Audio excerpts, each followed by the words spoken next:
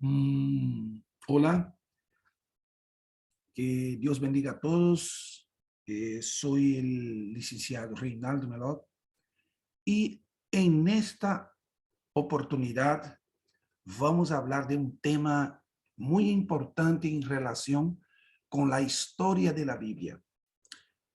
Hoy hablamos de la asignatura Historia de la Biblia, que está relacionada a la historia del origen y desarrollo de la Biblia durante el transcurso de los siglos. Y hoy yo quiero hablar sobre la historia de la Septuaginta.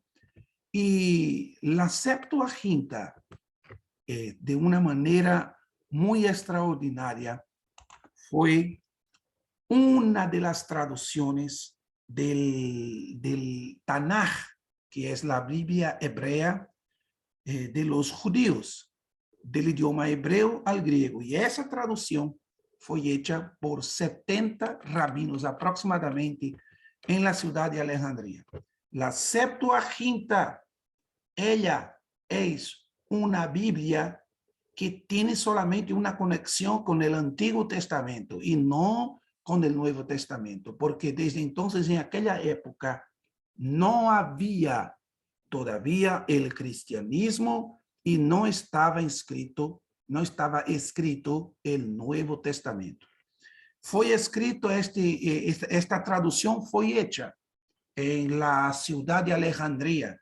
Y la ciudad de Alejandría fue una ciudad que quedaba al norte de Egipto y fue fundado por Alejandro Magno, que fue el gran emperador griego que expandió su imperio por todo el mundo bíblico y por partes de Asia y de Europa. Él empezó su reinado en el año 331 antes de Cristo, antes de la era cristiana. Y esa ciudad fue creada como una estrategia, como una ciudad portuaria, para que ahí pudiera las naves, las tripulaciones, el ejército militar griego pudiera ingresar en los puertos de esta ciudad y expandirse por otros lugares.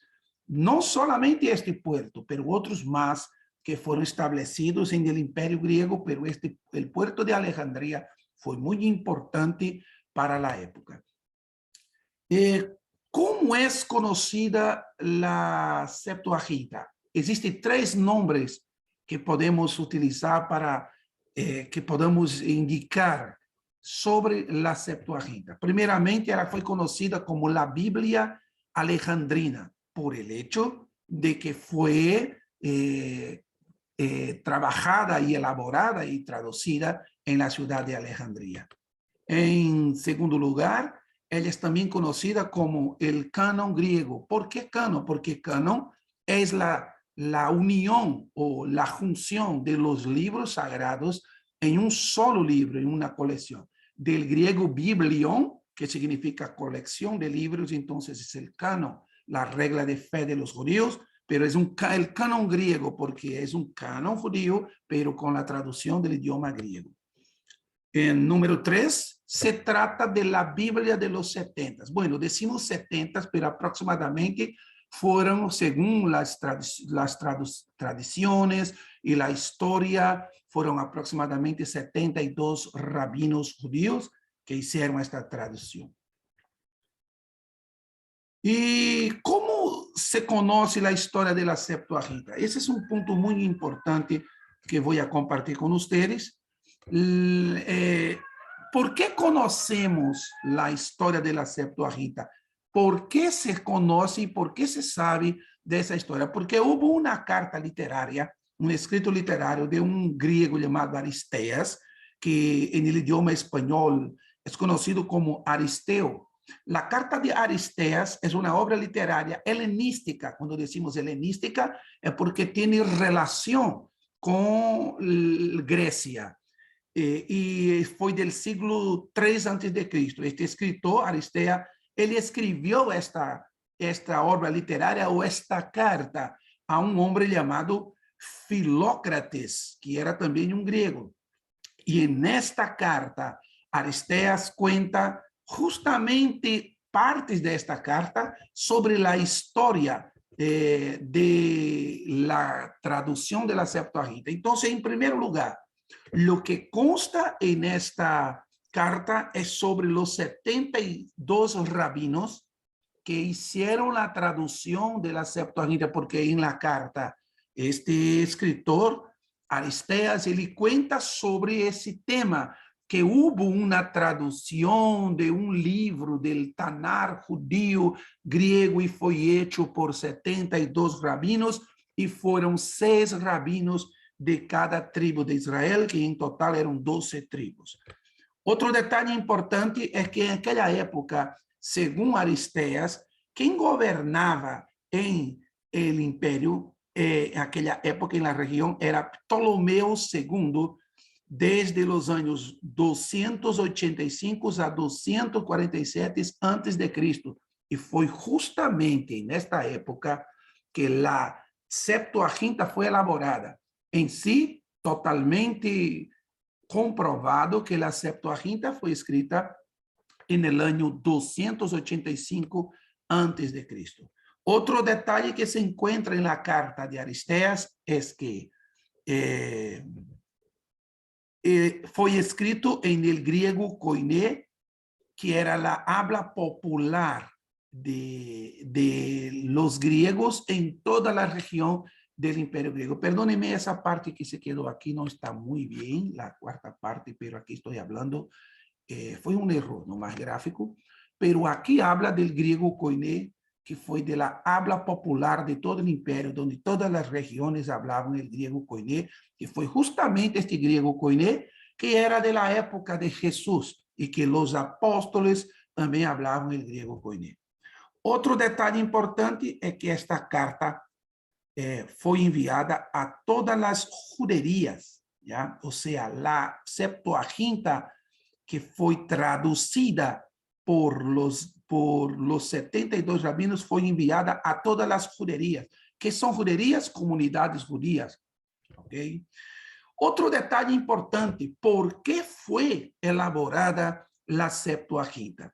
La Septuaginta, uno de los motivos muy evidentes era porque había muchos judíos en todo el imperio griego y muchos judíos que fueron nacidos muy lejos de la tierra santa de Israel, de Jerusalén, y estos judíos, siendo judíos, no hablaban el hebreo. Entonces, los rabinos decidieron hacer esta traducción al griego para que los judíos que no hablaban hebreo pudieran conocer su historia, conocer su escritura, conocer su libro litúrgico, su libro religioso en el idioma que ellos aprendieron a hablar desde que nacieron, no importando el lugar que ellos nacían, pero ellos sabían hablar griego. Entonces, con ellos podían leer la Biblia griega y comprender la historia de su pueblo. Y las características muy importantes de la Septuaginta, una de ellas es que se incluyó modismo griego que describe los eventos bíblicos de la historia del mundo o de la historia de Israel de una manera diferente de la Biblia hebrea, porque la Biblia hebrea tiene un concepto bien tradicional y cultural judío. Pero cuando usted lee la Septuaginta, usted va a encontrar una forma que tiene relación con la cultura griega. O sea, las expresiones, el léxico sintáctico tiene una relación muy cercana al idioma griego para que aquellas personas judías que vivían en otras provincias griegas pudieran comprender mejor el contexto de las escrituras sagradas en la Septuaginta. Número 2, tiene algunas diferencias con la Biblia hebrea, principalmente en el número y el orden de los libros. Eso es muy importante notar, porque la Septuaginta la contiene libros que no están totalmente dentro del Tanar hebreo. Pero también es importante notar que el hebreo, o sea, el Tanar, la Biblia hebrea, empieza con Génesis y termina con Malaquías, mientras que la Biblia griega es totalmente diferente el contexto, ¿ya? También podemos notar otros detalles importantes en la Septuaginta. La Septuaginta contiene algunos libros que fueron agregados que no están directamente en el Tanaj hebreo. Entre ellos está la oración de Manasés. Hay otro libro importante que no es un libro totalmente canónico, porque existen dos tipos de libros dentro de las escrituras hebreas, los libros canónicos y los libros apócrifos, pero también hay otros llamados pseudos epigráficos, pero los que son más considerados dentro de la Biblia hebrea es lo que nosotros conocemos como los libros canónicos. Ahora, los libros apócrifos son aquellos que son conocidos como ocultos, que tienen algunas cosas que no sirven como regla de fe, sino solamente historias. Otro libro que está dentro de los apócrifos que hacen parte de la Septuaginta es el libro de Sabiduría de Salomón. Hay otro libro también llamado Tobías y los libros de Macabeos 1, 2 y 3. Estos tres libros de Macabeos narran la historia del conflicto que hubo en la época de los Macabeos, que fue la invasión del imperio griego a la ciudad de Jerusalén, donde los judíos, un grupo de judíos conocido como los macabeos, los de Macaba, que los Rashmonaim, también conocido así, y ellos hicieron una guerra contra el ejército griego, un ejército poderoso, y estos grupos pequeños de judíos vencieron al ejército griego, tomaron otra vez para sí la ciudad de Jerusalén, purificaron el templo, y esta historia surgió justamente lo que hoy nosotros conocemos en el mundo judío como la fiesta de la consagración o Hanukkah, que se pone un candelabro llamado Hanukkah para conmemorar el milagro de la liberación, y el milagro del aceite que hubo es otra historia que hoy en otra oportunidad vamos a contar. Y aquí nosotros concluimos deseando que ustedes puedan haber escuchado, aprendido y poder poner en práctica los conocimientos y enseñar a otros. Que el Señor los bendiga mucho, y esta clase es una clase bastante práctica para que ustedes puedan conocer un poco más de la historia de la Biblia. Y que el Señor los bendiga a todos. Muchas gracias en nombre de Jesús. Un abrazo para todos.